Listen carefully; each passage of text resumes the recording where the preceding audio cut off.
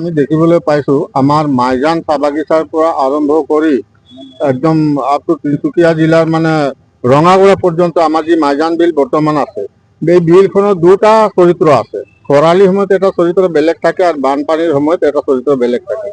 কাৰণ খৰালিৰ সময়ত যেনেকৈ আমি বাম দেখি পাওঁ, খৰালিৰ সময়ত এটা নৈৰ হুত নিচিনা বৈ আহে, ৰঙাগড়াৰ পৰা সোমাই আৰু মাইজান নতুন গাঁৱত পানী ওলায়। গতিকে এইটো এটা বহুত ডাঙৰ কথা, চিন্তা ভাল কৰিবলগীয়া কথা। কাৰণ এইটো কোনো জলাশয় বা পুখুৰী টাইপৰ নহয় যে ইয়াক খান্দি আহল বহল কৰি বনাই দিলে, কাৰণ এটা বানপানীৰ সময়ত এটা নৈৰ হুতৰ নিচিনা বৈ আহে। গতিকে এই ক্ষেত্ৰত মানে মই ভাবো যে চৰকাৰৰ যিমান বিভাগ আছে, জলসম্পদ বিভাগেই হওক বা অন্যান্য বিভাগেই হওক, কমচে কম ২-৩ বছৰ ইয়াক পৰ্যবেক্ষণ কৰাৰ পিছত ইয়াত প্ৰকল্পটো ল'লে, কাৰণ ইয়াত নৈ দুই কাষে বহুত বাগিচা আছে, গাঁও আছে, লাইন আছে, এই ক্ষেত্ৰত কিমান মানে ইয়াক প্ৰভাৱিত কৰিব এই কথাটো আছে। লগতে ইয়াত মানে বহুত এনেকুৱা মানে মাছ কাছৰ কথা আছে, লগতে পৰিভ্ৰমী চৰাইৰ কথা আছে। এইটো ক্ষেত্ৰত এতিয়া আমি জানো যে যিকোনো প্ৰকল্প, ডাঙৰ প্ৰকল্প ল'লে বিভিন্ন বিভাগীয় কৰ্তৃপক্ষৰ পৰা যেতিয়ালৈকে পৰ্যবেক্ষণ নহয় তাত মানে কাম কৰিব নোৱাৰে। কিন্তু আমি জনামতে এতিয়ালৈকে কোনো চৰকাৰৰ অন্যান্য যিবিলাক ডিপাৰ্টমেণ্ট আছে তেখেতসকলৰ লগত কোনো মানে এটা পৰ্যবেক্ষণ বিভাগে পৰ্যবেক্ষণ নকৰাকৈ ডাইৰেক্ট খান্দিছে। আৰু যদি এইটো খান্দে, যিটো আপোনালোকে গ'লে দেখিবলৈ পাব তাত কিমান দ কৰি খান্দিছে আৰু কিমান বহলকৈ খান্দিছে। যদি এইটো সেই হিচাপত যদি খান্দে আৰু যদি তিনিচুকীয়া ৰঙাগড়ৰ পৰা যদি পানী সোমায় আৰু ডিব্ৰুগড়ৰ মাইজান নতুন গাঁৱত যদি পানী ওলাই পানী, তেতিয়া তীব্ৰ গতি যিটো ওলাই আহিব, তাত যিমানখিনি দলং যিবিলাক দুই ফালৰ বিলৰ দুই ফালৰ লোকক যিটো মানে সংযোগ কৰিছে যিবিলাক দলং, কিন্তু তীব্ৰ ভাবুকি হ'ব এইটো খাটাং।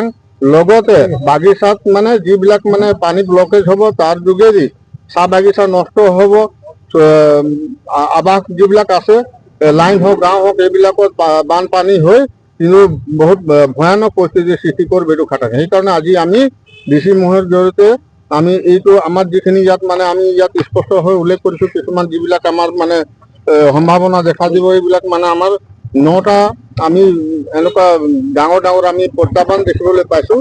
সেইখিনি যাতে স্পষ্ট নোহোৱাকৈ কোনো কাৰণত যাতে তাত কাম নকৰে, সেইকাৰণে আমি উপায়ুক্ত মহোদয়ক আমি জনাই দিব বিচাৰিছোঁ। সেইকাৰণে আজি স্পষ্ট উত্তৰ দিছোঁ, যদি 10-15 দিনৰ ভিতৰত এই বিষয়ে যদি জিলা প্ৰশাসনে যিবিলাক বিভাগীয় কৰ্তৃপক্ষ আছে, জলসম্পদেই হওক বা বন হওক, বন বিভাগ হওক বা পৰিৱেশ বিভাগ, তেখেতসকলে যদি হেৰি নকৰে, ইয়াত আমি তীব্ৰ ইয়াৰ পিছতেই আমাৰ প্ৰতিনিধি দিব লাগিব জলসম্পদ বিভাগ ডিব্ৰুগড় আৰু পৰিৱেশ আৰু বন বিভাগৰো তাত এটা মানে হেৰি থাকিব লাগে, তেখেতলোকৰ এটা অৱদান থাকিব লাগে। গতিকে তেখেতলোকে এই ক্ষেত্ৰত অৱগত হয় নহয়, কথাটো তেখেতলোকে জানে নাই, সিহঁতি যিখিনি চাৰ্টিফিকেটৰ দৰকাৰ আঁচনি এখন কৰিবৰ কাৰণে সেইখিনি হৈছে নাই, বস্তু স্পষ্ট হৈছে নাই বস্তু, তাৰপিছত পটককৈ গৈ এটা প্ৰকল্প আৰম্ভ কৰি দিয়া হ'ল মাইজান চাহ বাগিচা।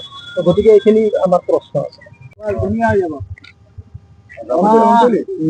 ডিব্ৰুগড় জিলা আয়ুক্ত কাৰ্যালয়ত স্মাৰক পত্ৰ লোৱাইছে, কিহৰ কাৰণে? নমস্কাৰ, সাংবাদিক বন্ধুসকলক আমি ধন্যবাদ জ্ঞাপন কৰিছোঁ।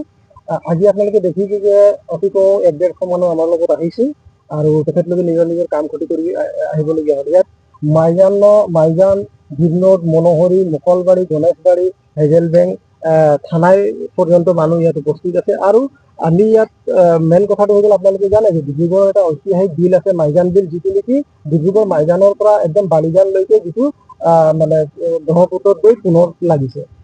আমি দেখিছো চৰকাৰে এটা হেৰি লৈছে, তাত স্কিম এটা লৈছে, সেই স্কিমত মানে খান্দিছে। সেই খন্দাৰ ফলত মানে দুয়োফালে তেখেতলোকে মথাউৰি নিৰ্মাণ কৰিব, আৰু সেই মথাউৰি নিৰ্মাণ কৰাৰ পিছত যিখিনি স্থানীয় মানুহখিনিৰ অসুবিধা হৈ আছে, সেই সমস্যা হ'ব, সেই সমস্যাৰ ওপৰতে আমি বহুত ক'বলগীয়া আছে। প্ৰথম কথাটো হৈ গ'ল এইটো, সেই মথাউৰি খনন কাৰ্য যি মানে অসমৰ যিটো মানে ফ্লাড নিয়ন্ত্ৰণৰ কাৰণে এটা কথা ওলাইছে যে যিখিনি খাল বিল আছে তাত পানীখিনি ডাইভাৰ্জেশ্যন কৰিবৰ কাৰণে, সেয়ালৈকে বস্তু ঠিক আছিলে। কিন্তু যি মথাউৰি নিৰ্মাণ কৰা হ'ব, সেই মথাউৰি নিৰ্মাণ কৰিবলৈ যাওঁতে স্থানীয় সমস্যা, প্ৰথম সমস্যাটো হৈছে যে আমাৰ পানী ব্লকেজ যোৱা কাৰণে সেই গোটেই এৰিয়াত যিহেতু এটা টি বেল্ট এৰিয়াৰ মানে পানী যদি ক'ৰবাত যদি ভৰি থাকে বা চাহ বাগান বিলাকত যদি ভৰি থাকে, তো নিশ্চয় তাত গছ গছনি একদম অত্যাধিক হাৰত মৰিব, যাৰ কাৰণে চাহ বাগিচাৰ ক্ষয় ক্ষতি হ'ব।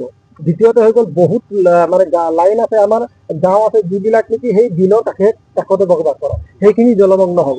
তাৰোপৰি যদি তাত পৰ্যাপ্ত পৰিমাণে চুইচ গেটৰ ব্যৱস্থা কৰা নহয়, তেতিয়াহ'লে সেইখিনি মানুহৰ বেমাৰ আজাৰ কৰি এভৰিথিং তাত মানে ইনক্লুডেড আছে, স্বাস্থ্যৰ প্ৰতি ভাবুকি আছে আৰু গোটেইখিনি। তাৰোপৰি আমাৰ যিখিনি এই বিলটো যাওঁতে আমাৰ বহুত কেইখন দলং আছে, মাইজান চাহ বাগিচাত দলং আছে, বিনোদ চাহ বাগিচাত দলং আছে, মনোহৰী দলং আছে, তাৰপিছত মকলবাৰীত দলং আছে। সেই দলংখিনিৰ অৱস্থা খুব ভাল নহয়।